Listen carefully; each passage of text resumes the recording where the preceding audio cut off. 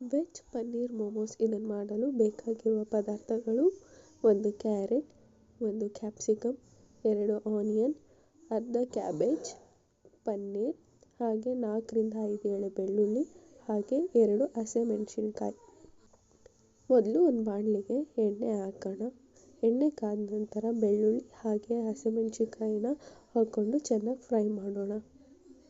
ಇದು ಚೆನ್ನಾಗಿ ಫ್ರೈ ಆದ ನಂತರ ನೆಕ್ಸ್ಟ್ ಆನಿಯನ್, ಕ್ಯಾಪ್ಸಿಕಮ್ ಮತ್ತು ಕ್ಯಾರೆಟ್ ಈ ಮೂರನ್ನು ಹಾಕಿ ಚೆನ್ನಾಗಿ ನಾವು ಮಿಕ್ಸ್ ಮಾಡ್ಕೊಳ್ಳೋಣ.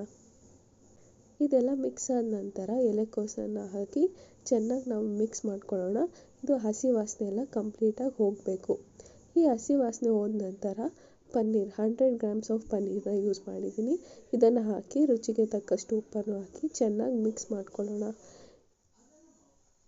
ಇದೆಲ್ಲ ಚೆನ್ನಾಗಿ ಫ್ರೈ ಆದ ನಂತರ ಗ್ರೀನ್ ಚಿಲ್ಲಿ ಸಾಸ್ ಮತ್ತು ರೆಡ್ ಚಿಲ್ಲಿ ಸಾಸನ್ನು ಹಾಕಿ ಮಿಕ್ಸ್ ಮಾಡ್ಕೊಳ್ಳೋಣ.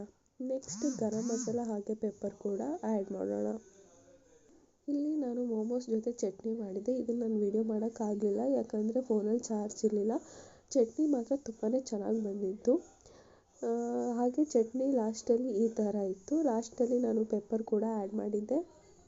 ಹಾಗೆ ಇಲ್ಲಿ ಚಟ್ನಿ ಹಾಗೆ ಸ್ಟಫಿಂಗ್ಸ್ ಎರಡೂ ರೆಡಿಯಾಗಿದೆ.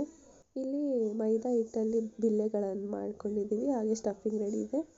ನೆಕ್ಸ್ಟು ಸ್ಟಫಿಂಗ್ನೆಲ್ಲ ಈ ಥರ ಫಿಲ್ ಮಾಡಿದ್ದೀನಿ. ಹಾಗೆ ಇಡ್ಲಿ ಸ್ಟೀಮರಲ್ಲಿ ನಾವು 15ರಿಂದ 20 ನಿಮಿಷ ಇದನ್ನು ಬೇಯಿಸ್ಕೊಳ್ಳೋಣ.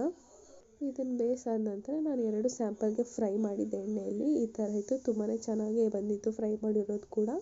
ಇದು ಬಂದ್ಬಿಟ್ಟು ಸ್ಟೀಮ್ ಮಾಡಿರೋ ಮೋಮೋಸು. ಸ್ಟೀಮ್ ಮಾಡಿರೋ ಮೋಮೋಸ್ ಕೂಡ ತುಂಬಾ ಚೆನ್ನಾಗಿ ಬಂದಿತ್ತು ಚಟ್ನಿ ಹಾಗೆ ಕೆಚಪ್ ಜೊತೆ. ನೀವು ಒಂದು ಸಲ ಮನೇಲಿ ಟ್ರೈ ಮಾಡಿ ನೋಡಿ.